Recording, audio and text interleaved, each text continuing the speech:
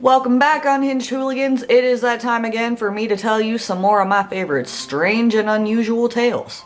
We're continuing our trek through the Old Testament, a very scary place to be, and we're gonna find out what happens to good old Moses. Submitted for the approval of the Midnight Society.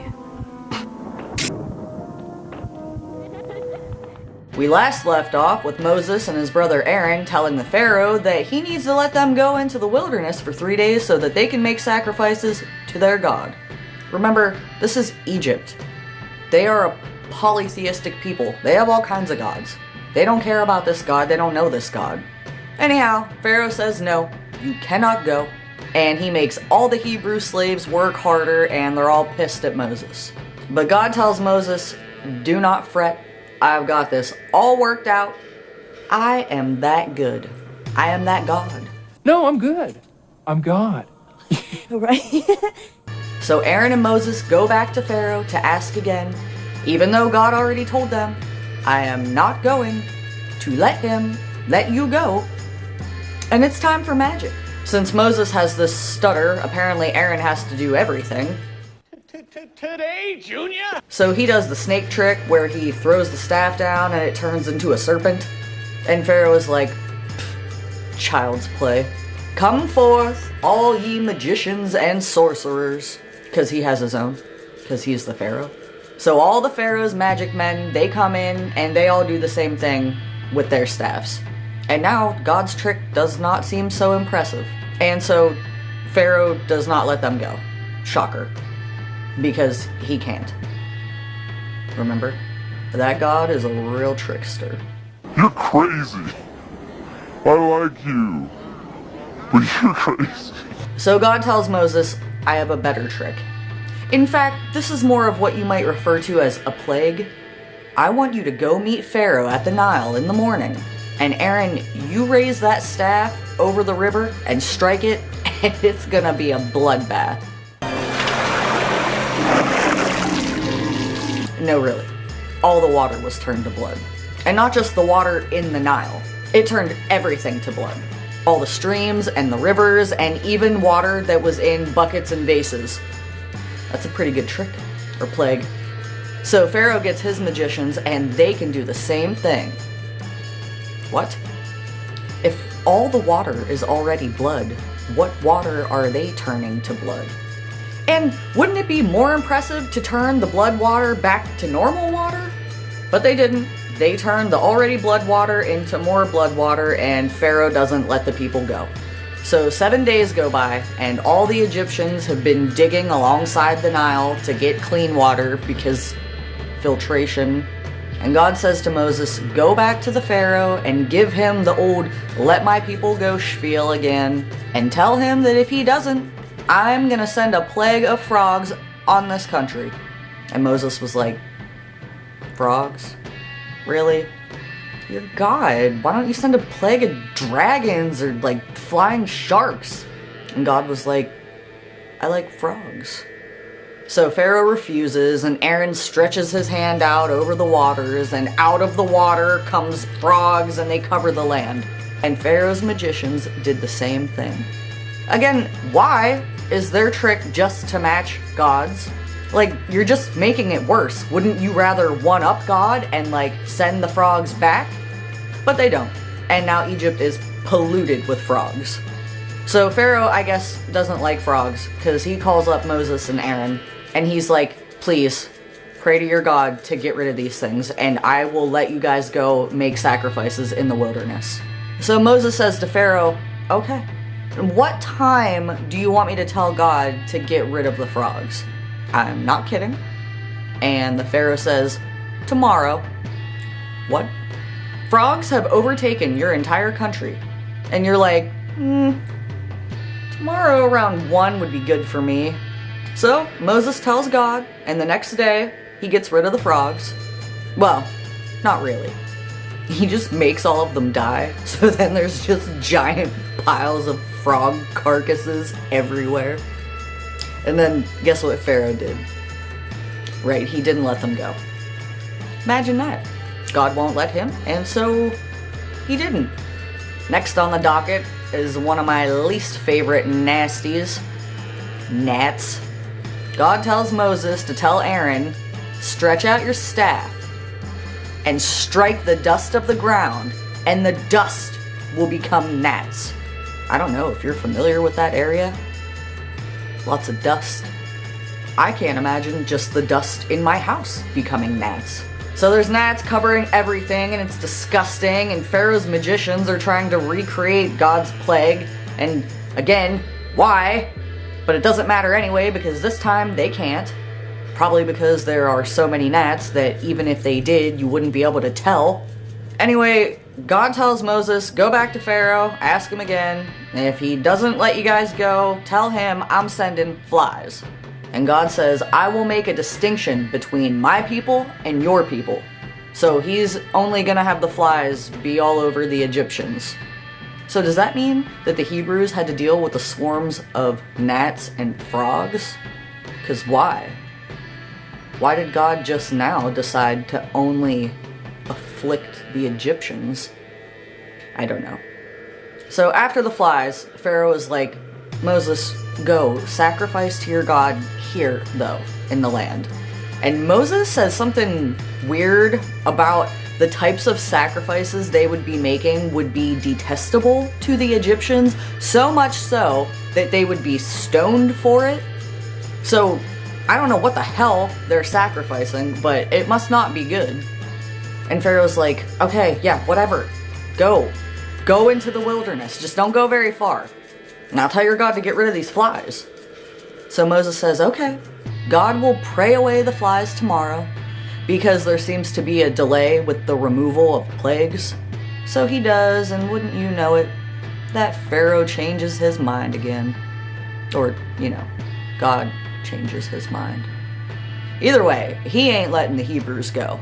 So God says to Moses, alright, we're really gonna hit him where it hurts this time. You tell Pharaoh to let y'all go, or else I'm bringing a plague on all the livestock. Your livestock will be cool, but Egyptian livestock, oh, they're done for. So the next day, all of the Egyptian livestock dies. But still, Pharaoh and his hardened heart, he won't let the Hebrews go. So now, God tells Moses and Aaron to take handfuls of soot out of a furnace and throw it into the air in front of the Pharaoh. He says it will become a fine dust over all the land of Egypt, and festering boils will cover the people and animals throughout the land. And I don't know what animals, because all the livestock are dead. So, like, Egyptian pets? It's pretty messed up. They didn't have anything to do with this. Well, hell, really none of them had anything to do with this. This is all between Pharaoh and God. And not even really, because Pharaoh is being mind controlled by God. Well, anyway, Pharaoh does not let them go. And apparently everybody and all their pets are covered in boils. So God tells Moses to go back to Pharaoh again and blah, blah, blah, or else I'm gonna send the full force of my plagues upon you, your people, your officials, so that everyone knows that there is no one like me in all of the earth. Like, jeez, we get it. You're really mean and scary. Like, you have to remember that Egypt isn't just this land full of tyrants. There's, like, pregnant women, there's kids, apparently pets. And they're having all of these horrible things done to them because God wants to show how powerful he is. He even says that he could have struck them with a plague that would have wiped them off the earth. And I'm sure some of them were wishing that he had, instead of this weird series of torture events. I want to play a game. Well, anyway, up next in God's fun game, he says he's gonna send the worst hailstorm that has ever hit Egypt. And God's kind of nice here, because he like gives them a heads up and he tells them, you better bring in your slaves and your animals, or what animals? The boil covered ones, I guess. You better bring them in, because if there's anything left in the field, they are totally dead. So the hail came and it destroyed everything in the fields. It killed any animals or people who were left out there, and it destroyed a whole bunch of their crops, and only the land where the Hebrews lived was left untouched. So Pharaoh calls Moses and Aaron again, and he's like, oh my God, please make this stop. I'm really sorry, and you're all free to leave. But, you know, they weren't. So the hail stops, and it's time for another round of plague games. And this time, it's the locust. Moses tells Pharaoh, listen guy, these things are gonna totally jack you up. They're gonna fill up everybody's houses, and they're gonna eat all the plants that are left. And Pharaoh's officials are like, bro, let them go. We are so over this. And Pharaoh's like, I wanna let them go. Don't you think I wanna let them go? Every time I try, something comes over me and I can't figure it out. Ah, the glory of God. So Pharaoh tells Moses, okay, I'm gonna let you go make sacrifices to this God. Now, tell me who's going. And Moses is like, all of us? Duh. And Pharaoh's like, you can't all go. If you all go, clearly you're not gonna come back. Only the men can go. Now get out of here. So in come the locust. And it says they covered the ground until it was black. And they devoured everything in the fields that were left over from the hail. So Pharaoh calls Moses, same song and dance. Ooh, get rid of the locusts, I'll let you go. Oops, just kidding, you can't. Another plague. Moses stretches out his hand towards the sky, and darkness covers Egypt. It says, a darkness that can be felt. So some people take that to mean that it was like a huge sandstorm.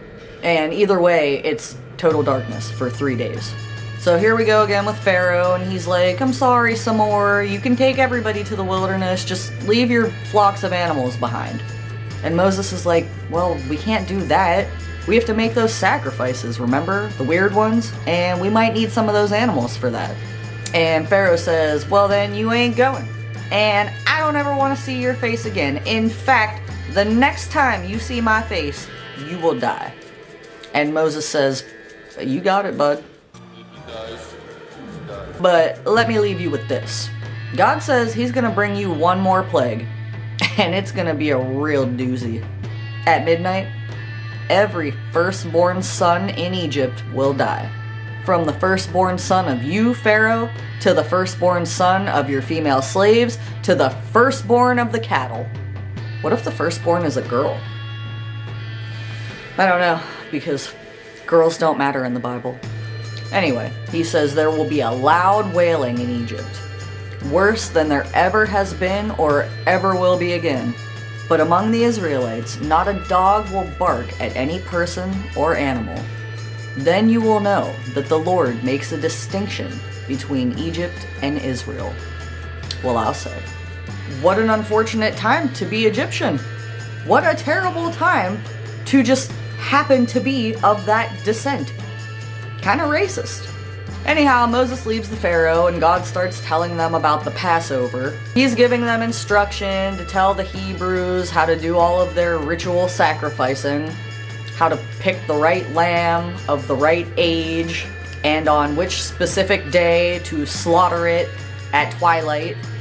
And then they're to take some of that blood and put it on the tops and sides of the door frames of their house.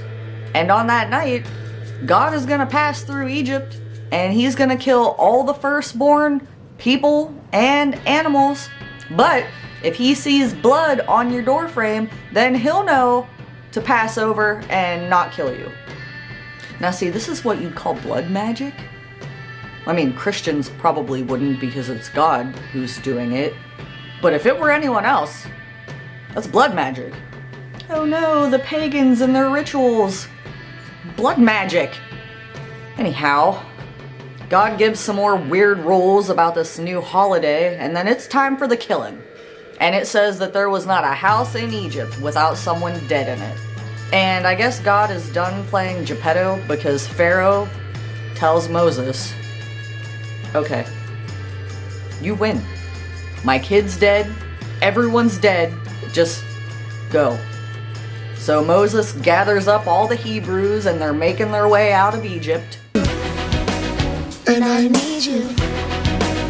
And I miss you. But as they are, they stop and ask the Egyptians, who just had all of their firstborns murdered, give us your silver, gold, and some clothes. Because it says that God made the Egyptians favorably disposed to the Hebrews so that they would just give them whatever they asked for. One final act of puppeteering. Really sort of makes you wonder about the whole idea of free will. Well, anyway, now Moses and all the Hebrews are super duper rich, and they're slaves no more. It's time to exit Egypt, hence the book title, Exodus, and that is more than enough for me.